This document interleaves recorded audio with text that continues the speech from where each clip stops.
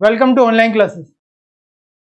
तो आज हम देखेंगे कक्षा 7th क्लास 7 का हमारा पर्यावरण बुक का पार्ट 1 और इसमें हम चैप्टर 1 करेंगे। चैप्टर 1 को हम स्टडी करेंगे। ये है पार्ट 1। हम कई पार्ट्स में इस चैप्टर को करेंगे और ये हमारा पार्ट 1 है। तो आज हम पर्यावरण के बारे में कुछ जानकारी प्राप्त करेंगे। तो पर्यावरण के बारे में जानकारी प्राप्त करने के लिए हमारे जो ये बुक है उस बुक में आपको कुछ एग्जाम्पल्स दिए हैं।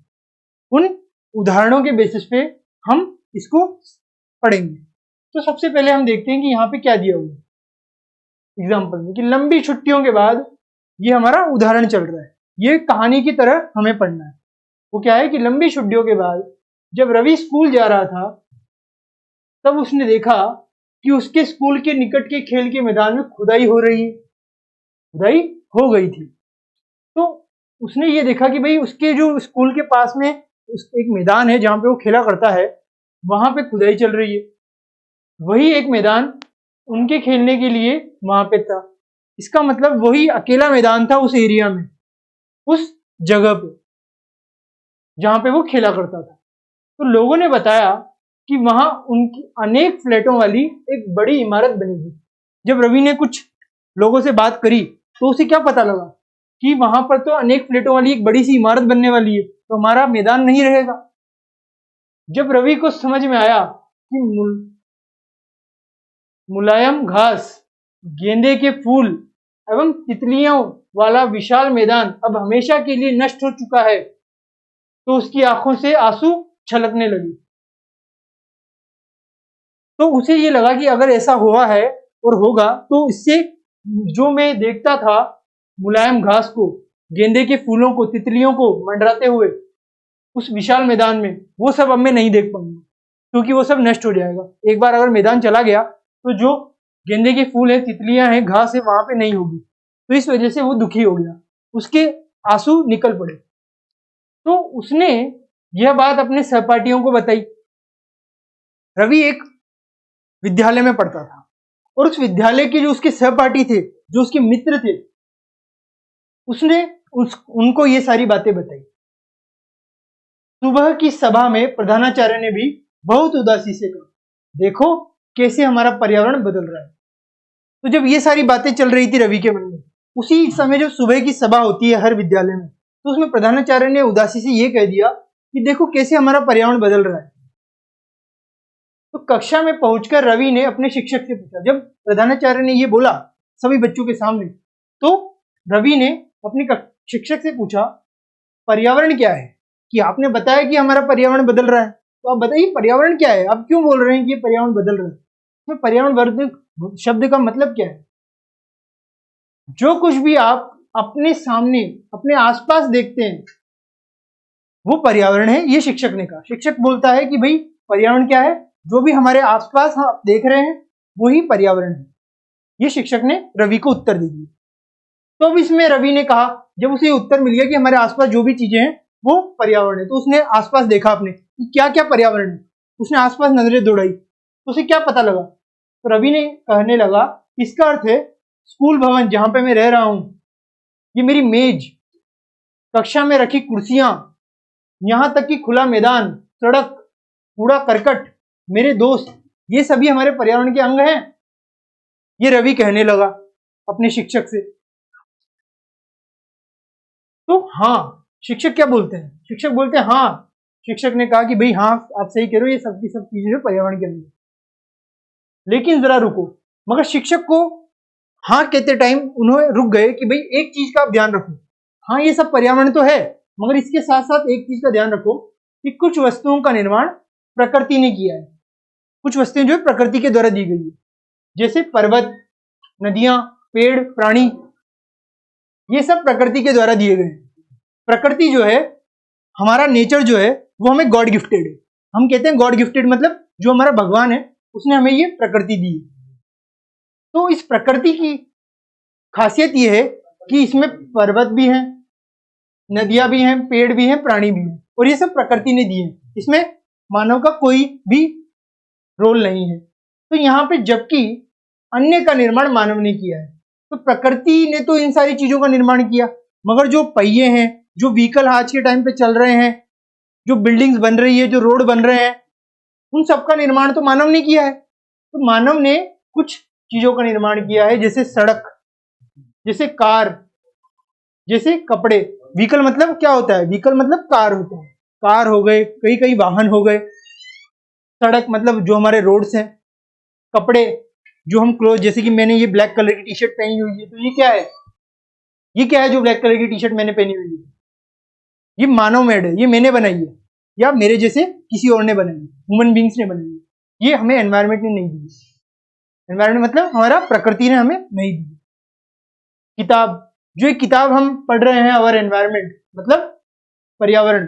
एनवायरमेंट मतलब क्या होता है? पर्यावरण। तो हम पर्यावरण पढ़ रहे हैं, तो पर्यावरण हमें सिर्फ ये चीजें दे सकता है, बाकी चीजें हमने स्वयं बनाई है पर्यावरण को उपयोग में लाते हुए। तो ये सारी चीजें शिक्षक ने बताई उसको कि भाई हाँ, आप जो कह रहे हैं वो सब पर्यावरण है, मगर कुछ मानव निर्मित भी है, जो पर्यावरण का पार्ट है मगर मानव निर्मित। तो अब दो दो मित्र, दो दो छात्र मिलकर कार्य कीजिए। तो शिक्षक ने बच्चों से कहा कि आप दो दो छात्र मिलिए और ऐसे कार्य कीजिए, अपने निकट बैठे सहपाठी के साथ मिलकर प्रकृति एवं मानव द्वारा निर्मित वस्तुओं की सूची बनाएं। तो अब शिक्षक को जब भी पर्यावरण के बारे में जब शिक्षक बता रही थी, तो उन्होंने कहा कि मैंने पर्यावरण के बारे में आपको बता दिया, अब आपको क्या करना है? आपको अपने दो दो छात्रों की एक टीम बनानी है, और दो दो छात्रों की एक टीम बनाने के बाद, दो दो छात्रों की एक टीम बनाने के बाद आपको क्या करना होगा? दो दो छात्रों की टीम बनाने के बाद अपने निकट बैठे सहपाठी के साथ मिलकर प्रकृति और मानव द्वारा निर्मित वस्तुओं की सूची बनानी होगी। जिससे क्या होगा? आपको इसको समझने में आसानी होगी। जिससे आपको समझने में जो है आसानी होगी। जिससे आपको समझने में क्या होगा? आसानी होगी। आपको यहाँ पे सब कुछ दिख रहा है अच्छी तरह से, आपको कोई परेशानी तो नहीं है, क्योंकि अभी जो रोशनी थोड़ी सी कम हो गई है, अब रोशनी ज्यादा हो चुकी है। ठीक है, थोड़ा सा टेक्निकल प्रॉब्लम थी, अब आपको अच्छी तरह से यहाँ पे दिख रहा होगा। ठीक है, अब देखिए, तो ये सूची बनाने को उनसे कहा गया। इस तरीके से रवि बता रहा है अपने सहपाठी को, यही यहाँ पे रवि। अब क्या हुआ कि रवि, परमजीत, जेसी, मुस्तफा, आशा, सभी यह सूची बनाने के लिए उत्सुक थे। ये सब क्या थे? ये सब उत्सुक थे कि भाई हमें ये सूची बनानी है, क्योंकि हमें पर्यावरण के बारे में जानना है। क्योंकि रवि ने जब पर्यावरण के बारे में बताया, तो ये सब के सब आश्चर्यचकित भी हो गए, और साथ ही साथ इन सबको उत्सुकता आई कि भाई पर्यावरण होता क्या है, हमें भी जानना है। तो इसमें इकबाल पूछता है, इकबाल ने पूछा, तो इकबाल एक विद्यार्थी था, उसने भी पूछा कि हमारा पर्यावरण क्यों बदल रहा है? आपने बता दिया पर्यावरण बदल रहा है, जो हमारे प्रधानाचार्य थे उन्होंने बताया था कि क्या हो रहा है, पर्यावरण जो है बदल रहा है। तो उसमें इकबाल पूछता है कि पर्यावरण क्यों बदल रहा है? तो शिक्षक ने उत्तर दिया, प्रधानाचार्य ने बोला, और प्रधानाचार्य की बात को बताते हुए शिक्षक से उसने प्रश्न पूछ दिया। तो शिक्षक ने क्या उत्तर दिया? शिक्षक ने कहा, ऐसा हमारी जरूरतों के कारण होता है। पर्यावरण क्यों बदलता है? हमारी जरूरतों के कारण बदलता है, ऐसा शिक्षक ने बताया। ये दिन प्रतिदिन बढ़ती रहती है, और ये जो हमारी जरूरतें हैं वो दिन प्रतिदिन बढ़ती रहती है। कैसे? आज के समय हमारी जरूरतें, खाना सिर्फ खाने पर सीमित नहीं है, हमें रोटी के साथ साथ क्या चाहिए? कपड़ा, मकान, और साथ ही साथ हमें बिजली चाहिए, बिजली के साथ साथ हमें पानी चाहिए, और भी कई सारी चीजें चाहिए। और इसके साथ साथ आज के टाइम पे हमें स्टैंडर्ड ऑफ लिविंग, मतलब हमारा जो रहने का तरीका है वो भी अच्छा होना चाहिए। तो रहने का तरीका अच्छा करना है, सब कुछ अच्छा करना है, उसके लिए हमारी जरूरतें कई सारी है। हमें खाना चाहिए, मगर खाना भी अच्छा चाहिए, और अच्छा भी कौन सा? जो महंगा हो। तो इस तरीके से हमारी जो दिन प्रतिदिन डिमांड्स है, जो हमारी जरूरतें हैं, वो बढ़ती जा रही है। ठीक है, तो ये शिक्षक और छात्रों में एक संवाद हो रहा है। तो अब आगे देखते हैं। तो इसमें शिक्षक एक और चीज बताती है कि इसलिए हम प्राकृतिक वातावरण में परिवर्तन करते हैं, और कभी कभी उसे नष्ट कर देते हैं। कि हमारी जरूरतें इतनी ज्यादा बढ़ जाती है, कभी कभी इतनी ज्यादा बढ़ जाती है कि हमारी जरूरतों का तो एक है सीमा है, मगर हमारी ग्रिड की कोई सीमा नहीं है। हमारी जरूरतें पूरी हो सकती है, मगर हमारी जो लालच है, ग्रिड मतलब लालच, तो हमारे लालच के कारण हम क्या करते हैं?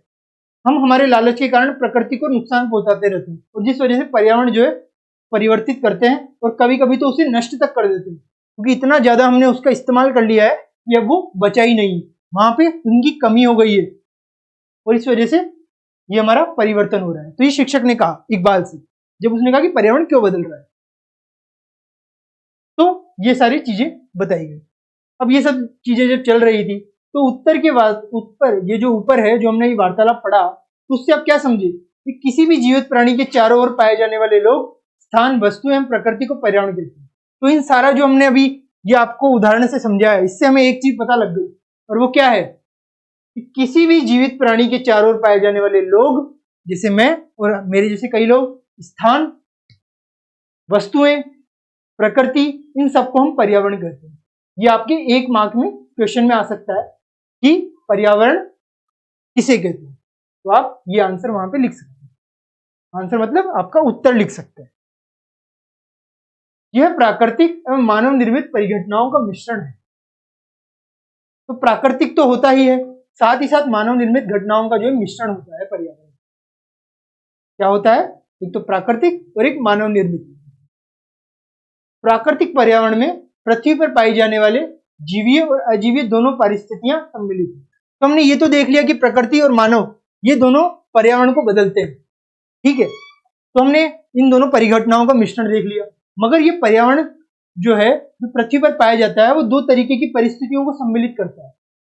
जो हमारा पर्यावरण है, जो हमारा प्राकृतिक पर्यावरण है, वो दो तरीके की चीजों को सम्मिलित करता है। एक क्या है, जीवीय, जिसमें लाइफ होती है। जीवीय मतलब लाइफ, जो हमारा जीवन है, लाइफ के बारे में बात करते हैं। अजीवीय, इससे ही पता लग रहा है, जीवीय तो जिसमें लाइफ, तो अजीवीय मतलब जिसमें कोई लाइफ नहीं है, कोई जीवन नहीं है। तो जीवन किस किस में हो सकता है, जीवन ह्यूमन बींग्स, मेरे में जीवन है, जंतुओं में जीवन है, ह्यूमन बींग्स में मानव जीवन है, पादप, पादप मतलब जो पेड़ पौधे आपने देखे होंगे, प्लांट्स, उसकी बात कर रहे हैं। तो सजीव प्राणियों का संसार, जैसे पादप एवं जंतु। सजीव मतलब जो जीवित है, उनका, उन सारे जीवों को हम जीवीय कहते हैं। और अजीवीय जिनमें जीवन नहीं है, तो स्थल हो गया हमारा, स्थल मतलब हमारा लैंड। लैंड के साथ हमारा, अगर आप वाटर को पानी कहेंगे, एयर, हवा, इन सब में जीवन नहीं है, इन सब में जीवन बिल्कुल भी नहीं है, और इस वजह से हम इन्हें अजीवीय कह देते हैं। क्या कह देते हैं हम इन्हें, अजीवीय। निर्जीव पदार्थों का संसार मतलब जिसमें कोई जीवन नहीं होता। हवा, पानी, ये हमें जीवन देते हैं, मगर जीवन इनमें नहीं होता है। पानी से हम जीवित रहते हैं, मगर क्या पानी में जीवन है, पानी में कोई जीवन नहीं है, पानी से हम जीवित रहते हैं।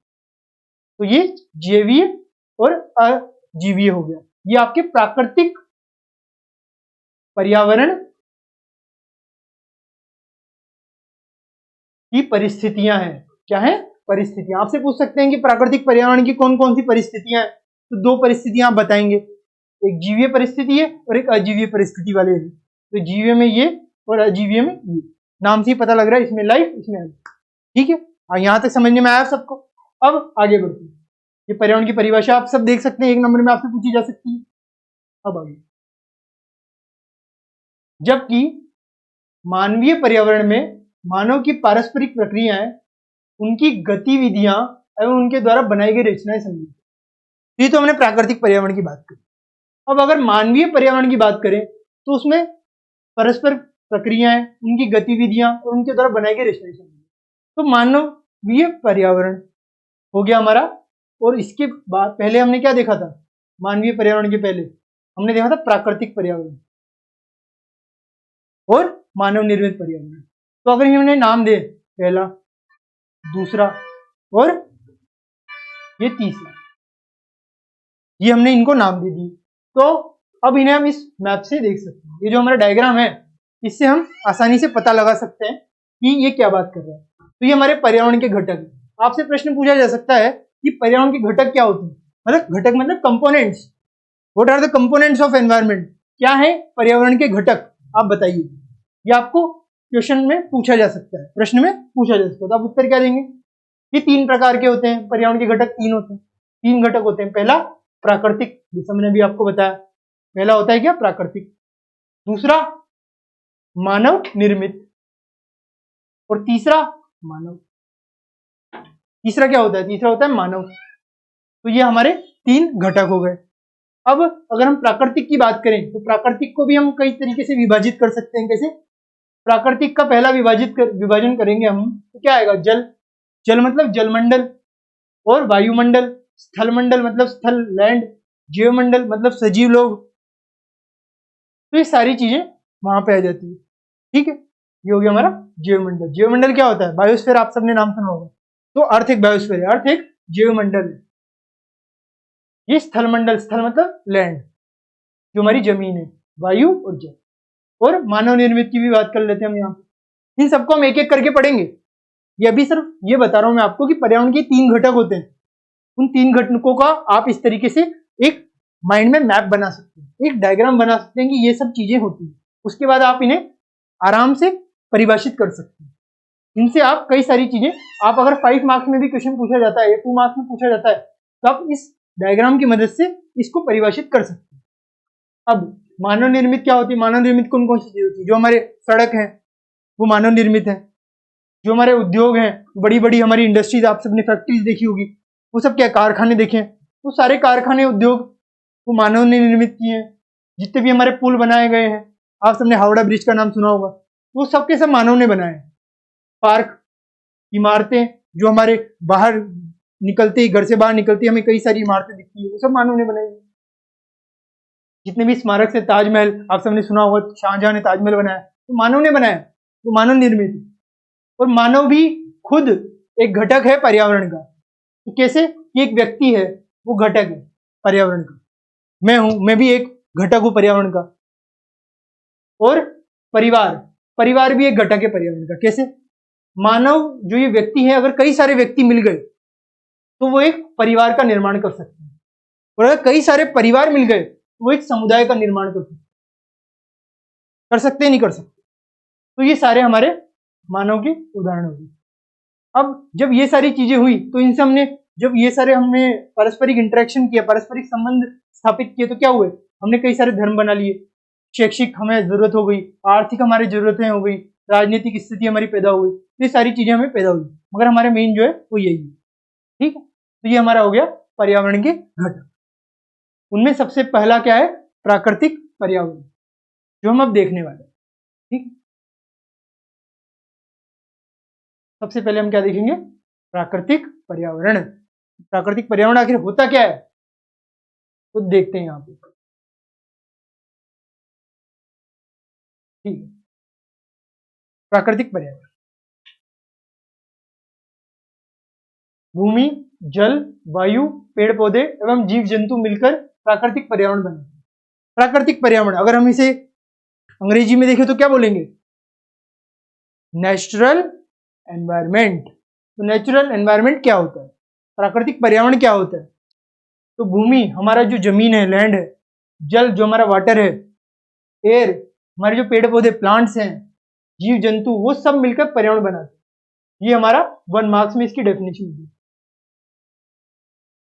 आपसे पूछ सकते हैं कि प्राकृतिक पर्यावरण क्या है, तो आपने ये बता दिया, भूमि, जल, वायु, पेड़ पौधे, जीव जंतु, ये सब मिलकर पर्यावरण बनाते हैं। आपको 1 मार्क्स इसमें मिल जाएगा अगर आपका क्वेश्चन आता है।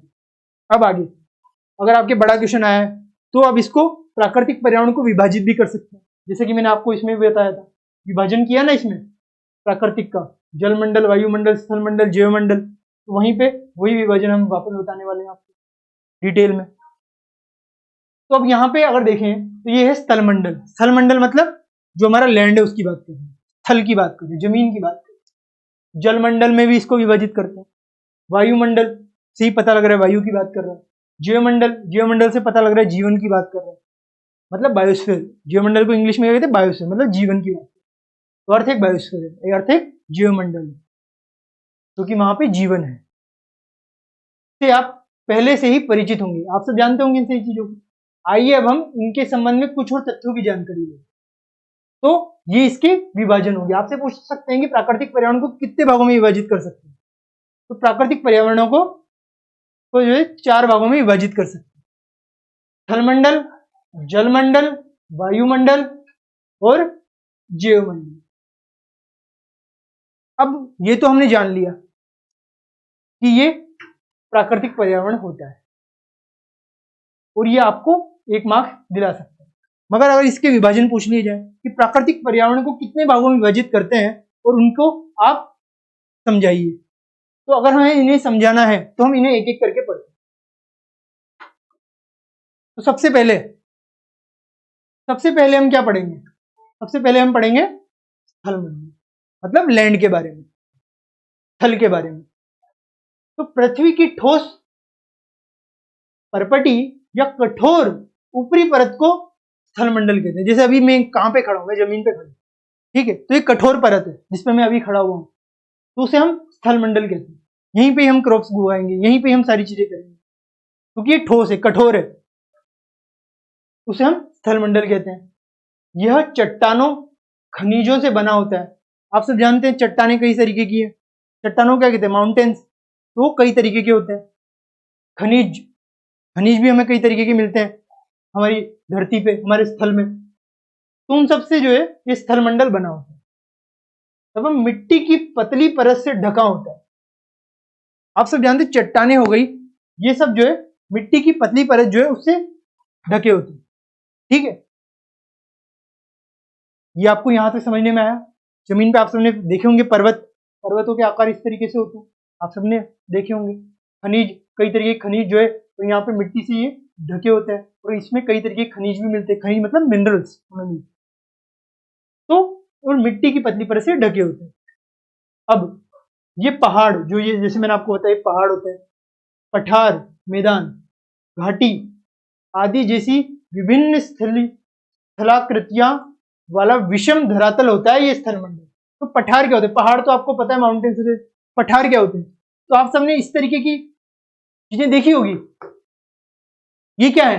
ये पठार है, मतलब यहाँ तो सपाट लैंड है, यहाँ पे एक छोटा सा एक जो है ऊपरी लैंड हो गया, मतलब ऊपरी स्थल हो गया, और फिर वापस से सपाट लैंड। इसे हम क्या कहते हैं? प्लेट्यू या फिर पठार। हिंदी में इसे क्या कहते हैं? हिंदी में इसे कहते हैं पठार, ठीक है। ये आपके पठार हो गए, पहाड़ तो ये हो चुके हैं। अब मैदान, आप सबने ये जो देख रहे हैं ये मैदान है, ठीक है। और घाटी, घाटी में कई तरीके की चीजें हो सकती है। घाटी में ये भी मिल सकता है आपको, ये भी मिल सकता है। तो आदि जैसी विभिन्न स्थलाकृतियां वाला विषम धरातल होता है ये हमारा स्थलमंडल। ये इसकी बात करें, ठीक है।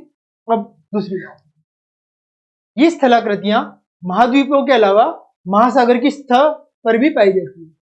ये जो स्थलाकृतियां हैं, ये जो हमारे महाद्वीप मतलब कॉन्टिनेंट, जो हमारे कॉन्टिनेंट्स हैं, उनके अलावा जो महासागर हैं, जो हमारे ओशंस हैं, उनकी सतह पर भी पाई जाती है। आप सबने देखा होगा कि जो ये हमारे ओशंस होते हैं, उनके अंदर जो हमारे ये ओशन है मान लीजिए, तो इनके अंदर भी इस तरीके की आकृतियां होती हैं। अगर हम कोई से भी ओशन के अंदर जाएंगे तो हमें इस तरीके की आकृतियां मिल जाएगी। अगर हम नीचे जाएंगे तो इसका मतलब हमारे ऊपर ही नहीं, हमारे ओशन के अंदर का जो जमीन है उसमें भी इस तरीके की आकृतियां मिलती है। अगर वो पानी हटा दें तो इस तरीके की आकृतियां आपको मिल जाएगी जमीन के अंदर, ठीक है। तो ये हो गया हमारा स्थलमंडल के बारे में। अब एक स्थलमंडल का एक और पॉइंट है, और वो ये है कि स्थलमंडल वह क्षेत्र है जो हमें वन, कृषि, मानव बस्तियों के लिए भूमि, पशुओं को चराने के लिए घास स्थल प्रदान करता है। आप सब जानते हैं हम हमारी फसलें कहाँ उगती है? हमारी फसलें जमीन पे उगती है, स्थल पे उगती है। तो स्थलमंडल हमें हमारा खाना भी देता है। और कृषि मतलब एग्रीकल्चर, वन फॉरेस्ट जो हमारे जंगल है, मानव बस्तियां हम भूमि पे बनाते हैं। आप सबने कई सारी बस्तियां देखी होगी अपने आसपास में। पशुओं को चराते भी हैं हम। तो ये सारी चीजें हम कहाँ करते हैं? स्थल पे करते हैं। तो इस वजह से ये सारी चीजें हमें प्रदान करता है स्थलमंडल। यह खनिज संपदा का भी स्रोत है। खनिज संपदा मतलब जो हमारे मिनरल्स होते हैं, आयरन हो गया, जो लोहा होता है, आप सबने लोहे का नाम सुना होगा, सोने का सुना होगा। ये सारी चीजें हमें कहां से मिलती है? जमीन से ही मिलती है। जमीन में ही ये सारी चीजें होती है। तो ये कई सारी खनिज संपदाओं का स्रोत है। वहीं से ही हमें लोहा, ये सारी चीजें मिल रही है, जिससे कई सारी चीजें हम बनाते हैं। तो ये हो गया हमारा स्थलमंडल।